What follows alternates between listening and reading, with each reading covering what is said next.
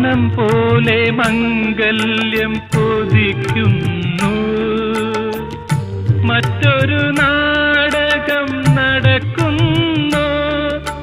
വിളിച്ചാലും കേൾക്കാതെ, തടുത്താലും നിൽക്കാതെ വിധിയുടെ ചക്രങ്ങൾ തിരിയുന്നു, തിരിയുന്നു.